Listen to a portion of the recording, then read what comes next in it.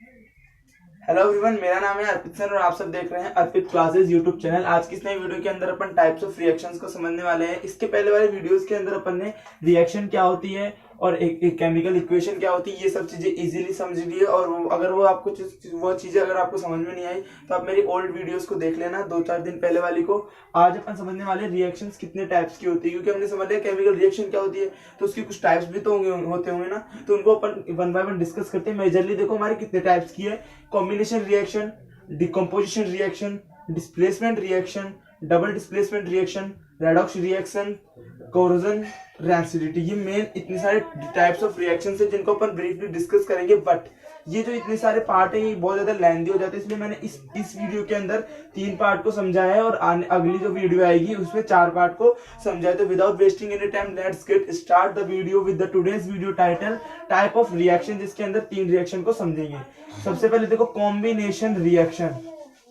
Combination reaction देखो नाम से समझो, कॉम्बिनेशन यानी कंबाइन हो रही है कोई चीज। जब दो चीजें एक साथ मिलती है तो वो एक नया सब्सटेंस, केवल सिंगल सब्सटेंस बनाती है। यानी कि जब कॉम्बिनेशन दो चीजें कंबाइन होकर केवल एक नया प्रोडक्ट बनाती है उसे क्या बोलते हैं? कॉम्बिनेशन रिएक्शंस बोलते हैं। फॉर एन एग्जांपल, जब कार्बन प्लस ऑक्सीजन, ये क्या है, दो सब्सटेंस है, वो एक साथ मिले और एक नया सब्सटेंस बनाए CO2, ये क्या हो गई? एक कॉम्बिनेशन रिएक्शन हो गई।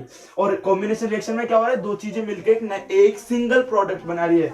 बोर्ड में क्वेश्चन आता है कि कॉम्बिनेशन रिएक्शन में एक प्रोडक्ट बनता है या फिर एक से ज्यादा, तो इसमें हमने समझा कि एक ही प्रोडक्ट बनता है कॉम्बिनेशन रिएक्शन में। इजी हो गई है। देखो कॉम्बिनेशन जो रिएक्शंस होती है उनके अंदर क्या होता है? एक्सोथर्मिक रिएक्शंस होती है। कॉम्बिनेशन इसके देखो CO2 जब बनी तो इसमें थोड़ी बहुत हीट भी बनेगी, हीट भी बनेगी, यानी एनर्जी भी एवॉल्व हो रही है। इसी को क्या बोलते हैं? एक्सोथर्मिक रिएक्शंस भी बोलते हैं। तो जितनी भी कॉम्बिनेशन रिएक्शन होती है वो सब एक्सोथर्मिक होती है। क्यों? क्योंकि इसके अंदर क्या बनती है? हीट भी प्रोड्यूस होती है। तो कॉम्बिनेशन रिएक्शन वो रिएक्शंस होती है जिसके अंदर दो सब्सटेंस मिलके एक सिंगल सब्सटेंस बनाते हैं, प्लस में अगर उनमें हीट भी बन रही है तो वो कौन सी टाइप की रिएक्शंस कहलाएगी? एक्सोथर्मिक रिएक्शंस कहलाएगी। आई होप आपको ये वाला जो कॉन्सेप्ट है वो समझ में आएगा। अब नेक्स्ट वाली जो फर्स्ट रिएक्शन हमारी क्या हो गई? कंप्लीट हो गई। चलो ताली बजाओ। नेक्स्ट पे मूव करते हैं अपन। नेक्स्ट वाली रिएक्शन है, एक सेकंड में रेस कर लेता हूं। जो नेक्स्ट वाला है वो है हमारे डीकंपोजिशन रिएक्शन। डीकंपोजिशन रिएक्शन देखो कॉम्बिनेशन में कंबाइन, वर्ड से पता चला। डीकंपोजिशन में डीकंपोज यानी कि टूटना। कोई भी एक सिंगल सब्सटेंस टूट जाएगा डिफरेंट डिफरेंट सब्सटेंस में, उसे क्या बोलेंगे? डीकंपोजिशन रिएक्शन बोलेंगे। कॉम्बिनेशन में क्या हो रहा था? दो मिलके नया बना रहे थे सिंगल, इसमें सिंगल टूट के दो नए नए बनाएगा। फॉर एग्जांपल जैसे ZnCO3 है, ये एक सब्सटेंस है, ये Zn बना लिया, ZnO बना लिया और इधर CO2 बना लिया। ये भी समझने की जरूरत नहीं, लेकिन मैं बता रहा हूँ कि जैसे एक सब्सटेंस टूट के दो नए नए सब्सटेंस बना लिया, इसी को क्या बोलते हैं? डिकम्पोजिशन रिएक्शन बोलते हैं। अब जो डिकम्पोजिशन रिएक्शन होती है जनरली 3 टाइप्स की होती है। एक होती है thermal decomposition reaction, thermal decomposition reaction. एक होती है electrolytic decomposition reaction, electrolytic decomposition reaction. और एक होती है photolytic decomposition reaction, photolytic decomposition reaction.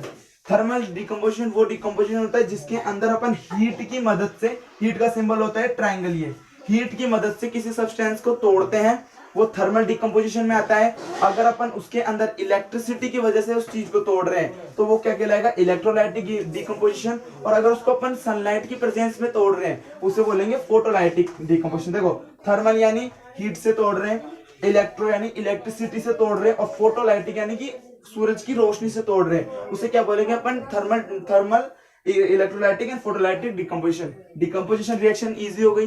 अगर इनके एग्जांपल्स जानने तो मैं कभी आने वाली वीडियोस में एग्जांपल बता दूंगा, बिकॉज वीडियो लंबी हो जाती है इसलिए मैंने एग्जांपल नहीं बताया। थर्मल क्लियर हो गया, जिसके अंदर हीट से ब्रेक डाउन करेंगे।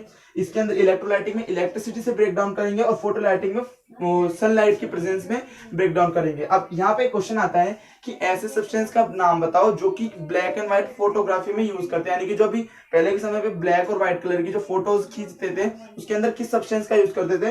तो उसका आंसर होगा AgBr, यानी कि Ag मतलब सिल्वर, Br मतलब ब्रोमाइड। सिल्वर ब्रोमाइड का यूज करते हैं किसके लिए? अपन ब्लैक एंड व्हाइट फोटोग्राफी के लिए। नेक्स्ट अपन आगे बढ़ते हैं अब नेक्स्ट रिएक्शन की तरफ।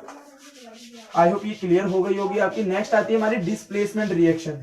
कौन सी? नाम से समझ में आ रहा होगा, डिस्प्लेसमेंट यानी डिस्प्लेस करेगी किसी चीज को। Displacement displacement reaction. इसके लिए आपको एक रिएक्टिविटी सीरीज नाम की एक सीरीज होती है, वो आनी चाहिए।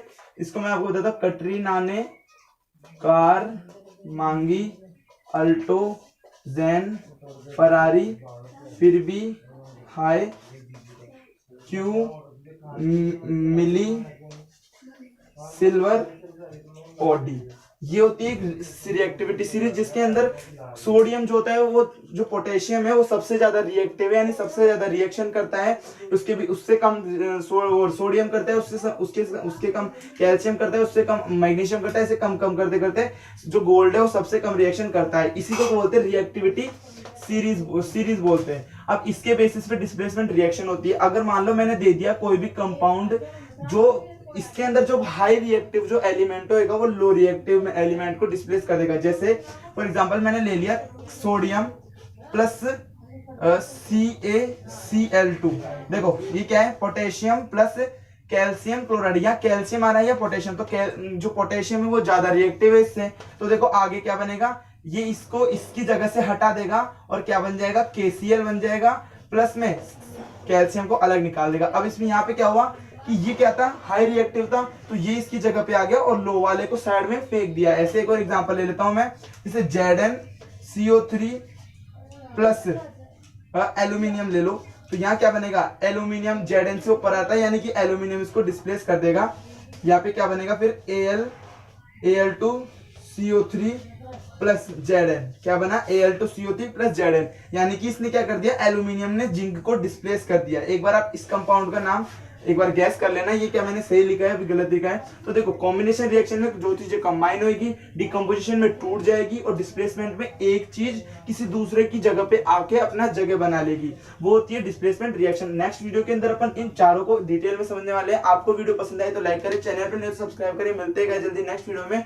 Thank you so much for watching, bye, जय हिंद। और वीडियो को जाते जाते एक बार शेयर जरूर से कर जाना। Thank you so much. अरे